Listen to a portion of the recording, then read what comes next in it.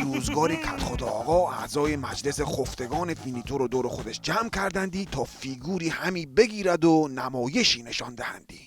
من در مقابل دشمنان نرمش ذلیلانه دیگری نخواهم کردندی. صحیح است، صحیح است. ما با اقتصاد زورکی مشکلات فینیتو را حل می کنیمندی. صحیح است، صحیح است. بابا شما هم خفه کردید ما رو با این صحیح است. یکیتون یه سوالی چیزی بپرسه تا من به عنوان کدخدای پاسخگو جواب بدهمی. سر مبارک به سلامت باد کدخدا. ما کی باشیم که بخوایم از شما سوال بپرسیم؟ آخه شوت مشنگ، دارم بهت میگم پخش مستقیمه، میخوایم یه فیلمی بازی کنیم. کدخدا آقا، داستان اون چند هزار چوبی که راهی بیت کدخدا شد چه شدندی؟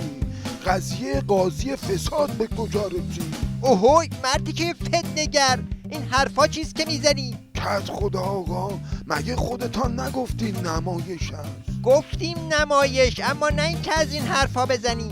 الان میدهم یه گوش اساسی ازت بکشن، اگه بازم بخوای زبون درازی کنی استخریت میکنیمندی. نه جان مادرت، بی خیال ما شو. از این به بعدم اسم مجلسمون رو به جای خفتگان میذاریم مردگان. عجب گیری کردیم ما.